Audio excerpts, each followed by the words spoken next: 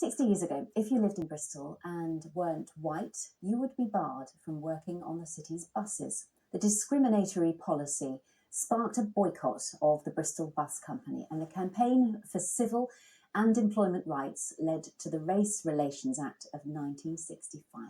No longer could someone be denied a job because of the colour of their skin.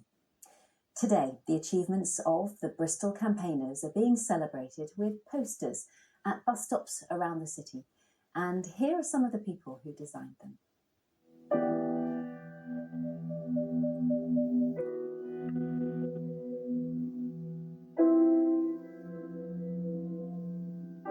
Hello, I'm Martha. I'm from Bristol, and my design was about thanking the Bristol Bus Boycott for changing history, because it would be horrific if it was still like that today. At the time, it was dodging bullets on a battlefield. It was coming at us left, right, and centre. We've come a long way. We've done a lot, and we've educated people in many ways. We've broken down barriers. People have learned to see people for who they actually are and not for the colour of their skin. My name's Amara Lawrence. I'm from Birmingham. My design depicts children playing with the Bristol Bus Boycott toys and a little bus, and it's to show how children learn through play, and we can explore these histories without creating secondary trauma. My name's Gwen Balmer. I'm from Wales. I made my design very bright and dynamic because I wanted to emphasise the celebration of the 60th anniversary. I think it's really important to celebrate the achievements that can come from coming together as a community and standing up to oppression and discrimination. It's 60 years now since Paul Stephenson walked into this Bay Horse pub, ordered a pint, sat down, and then refused to leave. What he and many other brave men and women did back then really did change our world. It's Black History Month, and this year the theme is reclaiming narratives. Jules Davis, a race relations campaigner in Bristol, joins me to talk more about this. Very good morning to you.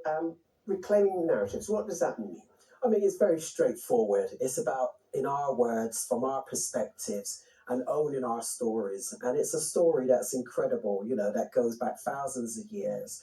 It's worth celebrating, it's worth commemorating, and that's the narrative that we want to be owning. How do you assess race relations here in the West Country? We're talking particularly perhaps about Bristol, your area of expertise at the moment. Well, Bristol is, by many standards and reports, is said to be, one of the best cities to live, work, play in. But actually, if you're me, a black man, born and bred in Bristol, actually, I've got more chance of going to prison than I do to university.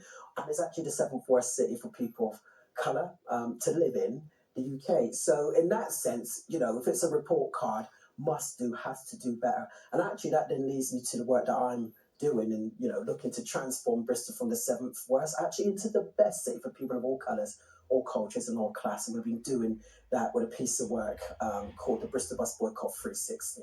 I mean, I'm a Bristolian, you're a Bristolian, so, we should have lots in common. Absolutely. But you're saying your road is more difficult perhaps than mine might have been. Yeah, absolutely. And that's a real shame for us to be saying, in 21st century Britain, the 7th richest country in the world, Bristol, one of the best cities to live in, which therefore makes Bristol one of the best cities in the world by those standards. And so it's such a shame that we're not actually living by Martin Luther King's dream, judging people on the content of the character.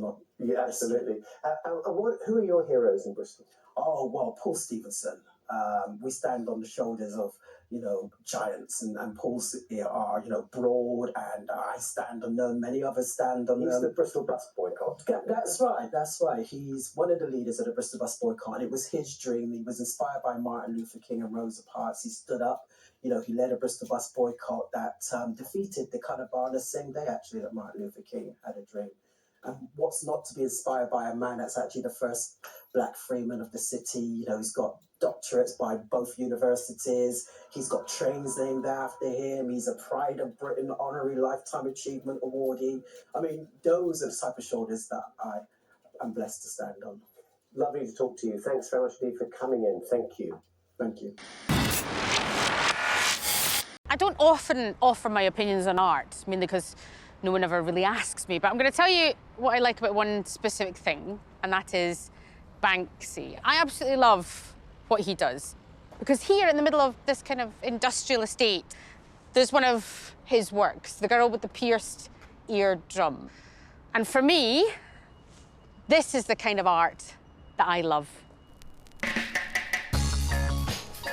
And street art isn't just nice to look at, it can reflect social or political messages too, like the 7 Saints of St Paul's murals, which honour key community members from the 60s who campaigned against discrimination.